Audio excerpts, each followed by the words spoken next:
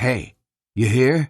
Woo-hoo-hoo! It's the Paul Leslie Hour with a review of Rod Stewart with Jools Holland's album Swing Fever, released, well, just immediately ago. Released February 23rd, 2024. Swing Fever is out via Rhino Records. Let's see what Paul thought of this new one from Sir Rod. It was the most serene house-sitting time, and I think about it all these years later. The place was well lit, neat, cheerful, and I had just enough coffee to get me through. All I had to do was watch the dogs. In truth, I didn't want to leave. It was a little too quiet at times, so I looked through the CDs. There I saw a copy of Rod Stewart's second volume of Great American Songbook tunes. I always loved Rod, but I only respected him more after listening to what he could do with these timeless jewels. Around this time, I had the chance to speak with Frank Sinatra Jr., who has since passed away. He shared in my appreciation for Rod's singing of the old songs.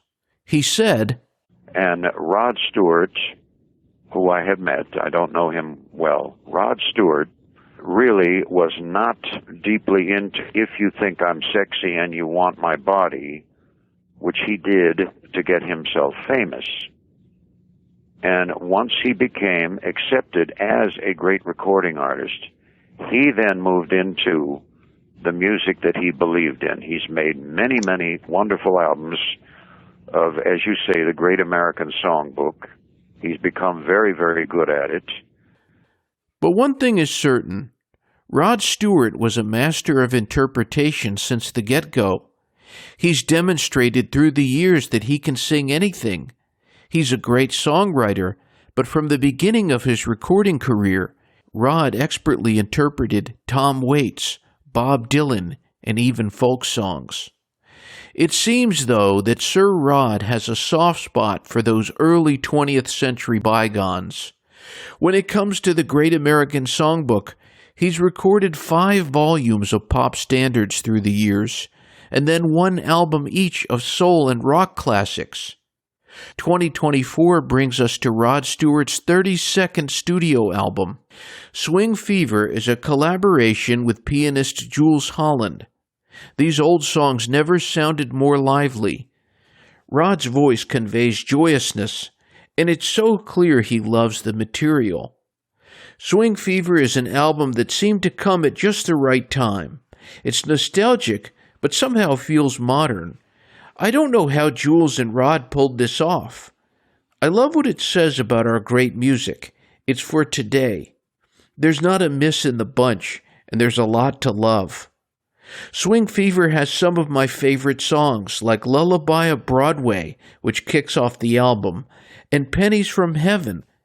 Then there is the whimsical Sentimental Journey, which has a mood and energy that made me recall the live instrumental version Fats Domino performed.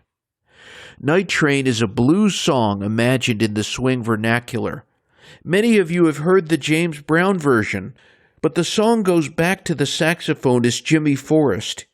It's mostly known as an instrumental, but naturally Rod sings lyrics, and it came out really good. Love is the Sweetest Thing is one of the songs from the British Songbook. It's an underrated tune, and I'm so glad they brought it out. It's a lovely song, and you can hear a smile in Rod's voice. When the horns come in, it's euphoria. You can't fake a performance like that. I love Ain't Misbehavin', which is a Fats Waller song. Fats Waller was so marvelous. I love to see a major recording artist cutting one of his songs. They really have some juice in their version. Rod apparently loves this song.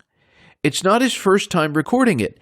He did a more serene, crooning version on Volume 5 of his Great American Songbook albums.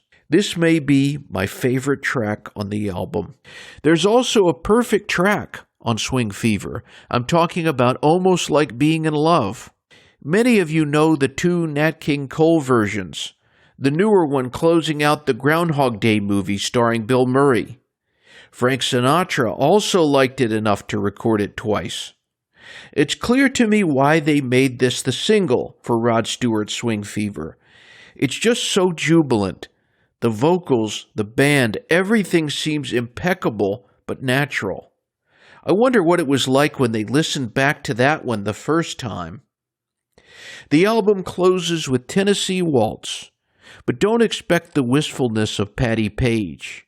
An elegiac intro gives way to the rest of the feverish track, making Swing Fever an upbeat record from start to finish. There's more rascal and devil may care on Swing Fever than anything else. Swing Fever is a party, recommended for impromptu dancing or even just having a couple drinks. If Jools and Rod made another record together, I wouldn't be surprised, but I would be happy. Swing Fever is nothing but pleasure. Give it a listen. It would be your pleasure.